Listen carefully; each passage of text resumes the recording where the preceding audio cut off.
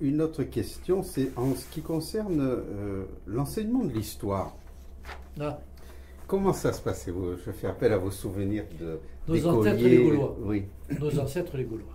Est-ce qu'il y avait une différence entre le programme en métropole Le même, et en Algérie? exactement le même. Est-ce qu'on parlait de la conquête malgré tout? Très peu, Ah, très peu. Très peu parce que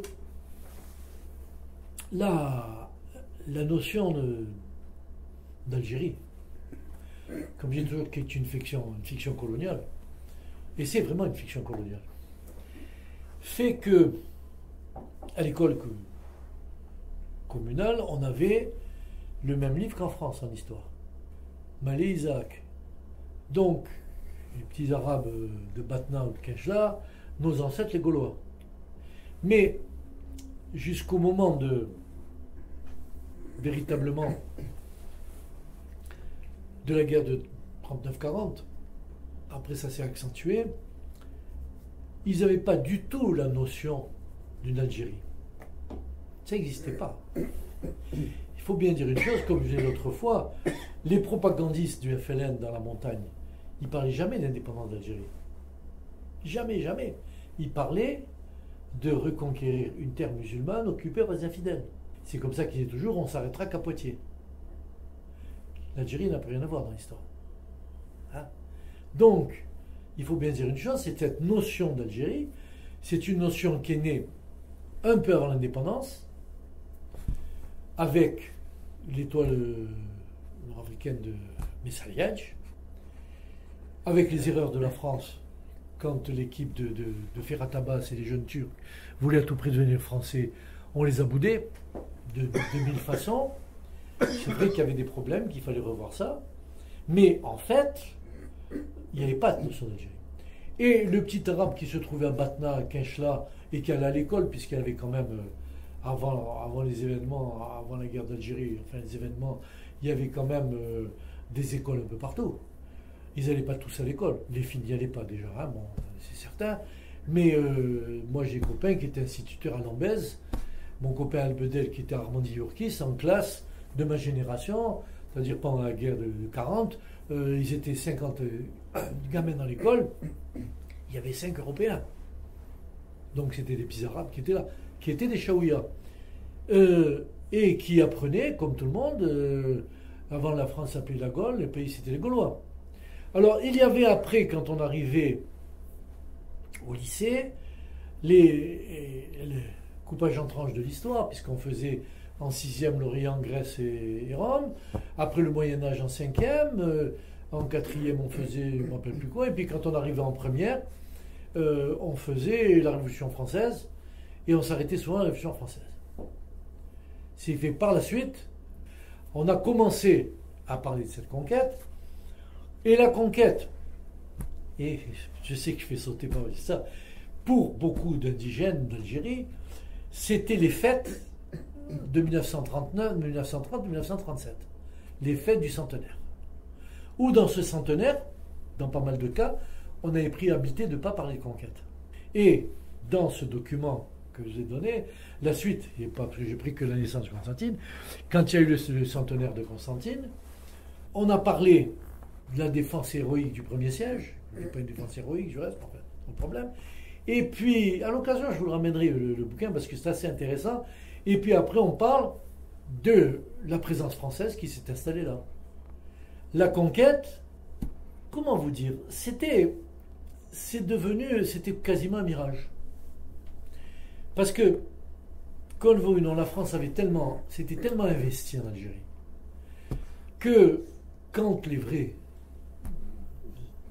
Arabes, objectifs et tout, voyaient ce qu'était leur pays avant l'arrivée d'Algérie, comment le pays avait été construit, récupéré, les terres, etc., ils étaient obligés de reconnaître. Et Ferhat Abbas lui-même a toujours dit qu'est-ce que la France a pu faire en Algérie. C'est vrai qu'on a inventé un pays. Moi je dis toujours, on a construit et inventé un pays.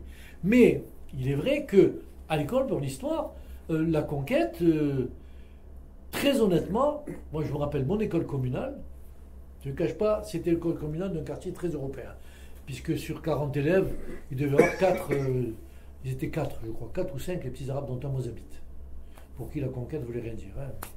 Mozambique, ça voulait rien dire. Bon, ils étaient là, on faisait cours, je sais qu'on faisait. Et je me souviens vaguement qu'on arrivait à la guerre 14 et qu'on avait parlé, bon, département Alger, etc. Mais ce n'était pas un fait historique qui prenait une importance. L'importance du fait, et du reste, je pense, une des grandes erreurs du gouvernement français, des gouverneurs généraux, c'est d'avoir fêté ses centenaires. Ça, c'est une erreur. C'est comme l'expérience coloniale à Paris. Parce qu'on a montré des petits singes aux Parisiens. C'est ce qu'on voulait, des petits singes. Mmh. Baodaï déguisé en poupée tonkinoise, mais c'est ça. Bon, on a montré. C'est toujours ce que reprochait aux Algérianistes. C'est ce côté exotique. Là, c'est un truc qui était... Comment vous dire? Je ne l'ai pas ressenti, moi. À l'école communale, ma génération, c'était une génération quand même avant le début des événements, hein, pendant la guerre. Alors, il faut dire qu'un fait important, c'est que les pères, les frères, les oncles, tant les Européens que les Arabes, faisaient la guerre. Faisaient la campagne d'Italie, la campagne de France, la campagne d'Allemagne. La conquête, c'était secondaire. Parce que nous, je fais partie d'une génération qui a vu monter le drapeau en chantant Maréchal Nous Voilà. J'avais 4 ans et demi à l'école religieuse, on montait le drapeau en chantant Maréchal Nous Voilà. 6 mois après, on nous avait mis à l'école la photo de Darlan. 2 mois après, on avait mis Giraud. Et 6 mois après, on avait mis De Gaulle. Et on vivait dans la cour de mon école, il y avait une grande carte de France, pour vous dire, il faut se mettre dans une grande carte de France. Et le directeur de mon école, M. Cachot, chaque fois qu'il y avait une avancée de l'armée française, il y avait des petits pions qu'on déplaçait sur la carte de France. Et les petits Arabes étaient avec nous. Donc, cette notion de conquête est quelque chose qui était complètement estompé. C'est revenu avec la guerre d'Algérie, mais comme je vous le dis, ils ne sont pas beaucoup penchés là-dessus. Parce que il ne faut pas gratter sur cette conquête. D'autant plus que tout le monde sait aujourd'hui que c'est essentiellement les Turcs qui sont battus contre l'armée française. Et en particulier à Constantine, le premier siège chez les Turcs qui ont défendu Constantine, et au deuxième siège, le B, qui était turc du reste d'origine, il s'est tiré avant que l'armée française arrive, et il a laissé Constantine. Et à part 3 grandes batailles, il n'y a pas eu de bataille en Algérie, pour la conquête d'Algérie. C'est pour ça que ce n'était pas une conquête, c'est une occupation progressive. Puisqu'il y a la prise d'Alger, la prise de Constantine, la salade d'Abdelkader, qui s'était rallié et qui par la suite a vécu comme un nabab. Parce que c'est des choses qu'il faut voir, les gens qui sont ralliés. Parce que ce qu'ils voulaient, il faut connaître la mentalité, ce qu'ils voulaient c'est quelque chose. On cite toujours le cas de Ben Bella. Mais si Ben Bella avait obtenu sa licence pour vendre du tabac au Oran, il n'aurait jamais été chef du FLN. Ça c'est certain, il faut être honnête.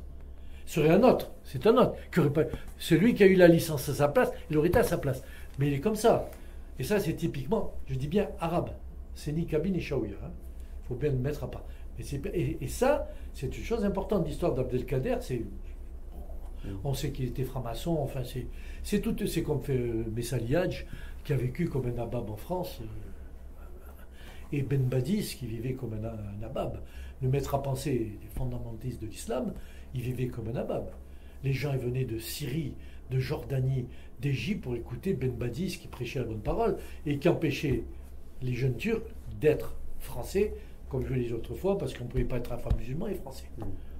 Et ça, je crois que ça, et concernant la géographie, c'est la même chose. Attention, vous savez qu'on apprenait les départements. L'un, chef-lieu Bourges. L'Est, chef-lieu, on continue comme ça, hein, avec les sous-préfectures dont certaines n'avaient pas été encore, parce qu'ils en ont supprimé en 47, puisque je me souviens, c'était dans l'Hérault, je crois qu'il y avait encore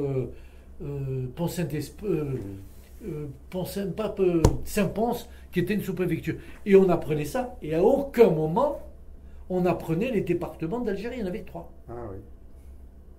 Alors en géographie, en fin d'année, on parlait de la classe athénienne, mais toutes les cours de géographie étaient orientés sur les fleuves, les 4 grands fleuves français, dont le plus long c'était, je m'en souviens, la Loire, avec les affluents, le Maine, etc., qui prenait au Mont-Gerbier des gens, c'est M. Truxac, hein, la Seine, avec et on apprenait ça, et on avait les mêmes géographies qu'en France. Et alors, par contre, en dernière page, vous aviez l'Empire colonial. C'est-à-dire qu'on avait, sur 200 pages, mettons 200 pages, j'en avais 180 avec l'Aquitaine, les Pyrénées, et on avait 20 pages après où ça commençait évidemment, qui nous faisait plaisir, par l'Algérie, la Tunisie, le Maroc, l'AOF, l'AEF, l'Indochine et l'océan Pacifique, les trucs. Alors Saint-Pierre-et-Miquelon avec, je me souviendrai toujours, il y avait la Martinique, la Guadeloupe et la Guyane, et Saint-Pierre-et-Miquelon, c'était la France d'Amérique. Mais c'était 20 pages. Ah, écoutez, la prochaine fois que je viens, je demanderai à Bénigne pour que je le voie, je vous la passerai cette géographie. J'en ai une géographie d'époque. J'ai pas de livre d'histoire, mais j'ai la géographie. C'est époustouflant. Ah, vous avez donc l'Algérie, alors vous avez une page sur l'Algérie.